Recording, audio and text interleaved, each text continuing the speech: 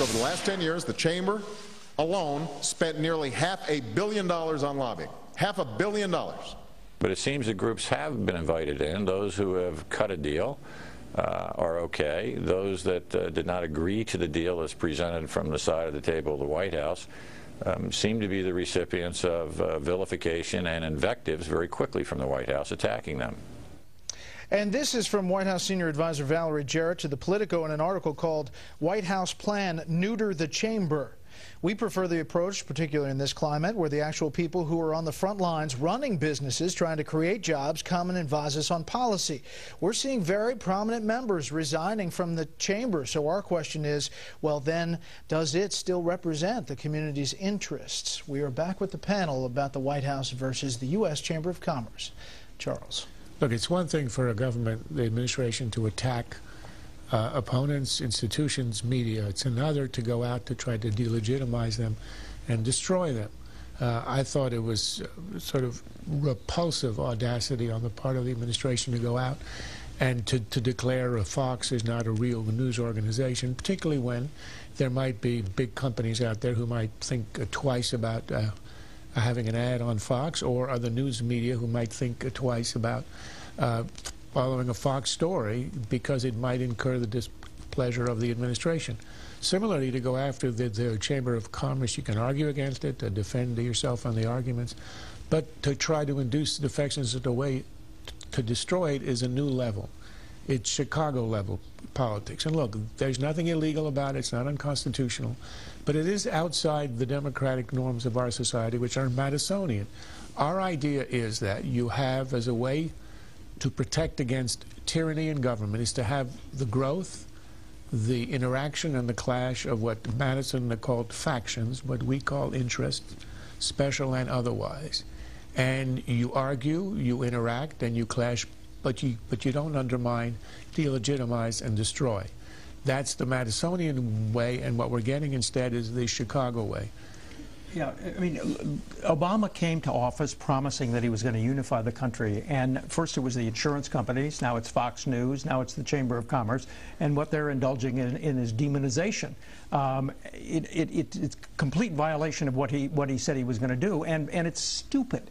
What you do in Washington is that you have a foe on an issue today, and he may be your ally tomorrow. And indeed, the Chamber of Commerce helped the administration get the stimulus package passed. It was in favor of the Cash for Clunkers program, and now it's against a public option in health care. It's against the Waxman-Markey bill on climate change, but it is not against climate change legislation across the board. This administration insists on making enemies when it ought to be figuring out how to co-opt people. There was a book, Bill, called The Thumpin', which describes the Democrats taking over Congress, and describes and quotes Rahm Emanuel, now Chief of Staff, then the head of the Democratic Congressional Campaign Committee. He said about the chamber, quote, "The thing that scares the expletive out of me is the U.S. Chamber of Commerce."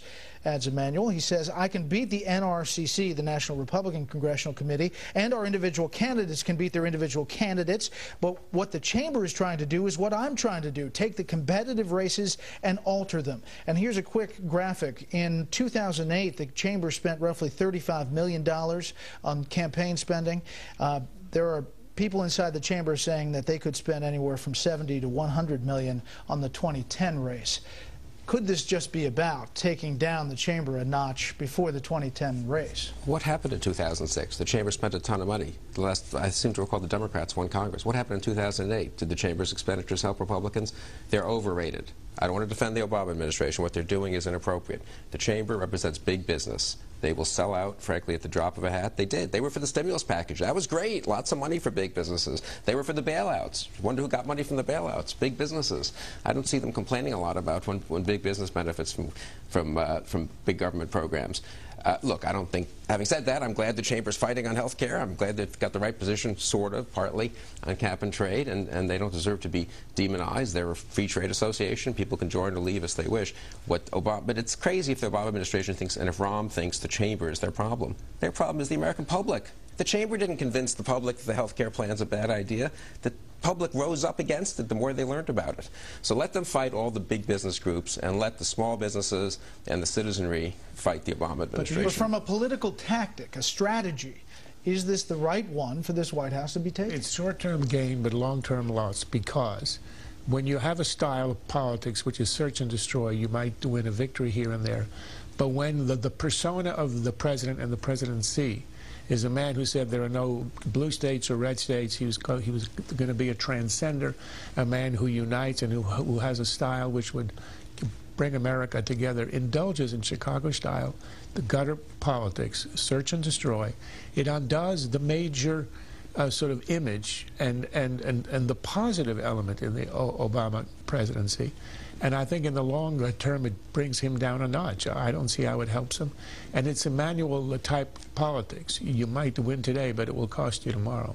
Mort? I completely agree with that. You know, there is a complete difference between what the politics as Rahm Emanuel practiced it back when he was in Congress, that is to destroy the enemy, and what Obama said he was going to do, try to unify the country.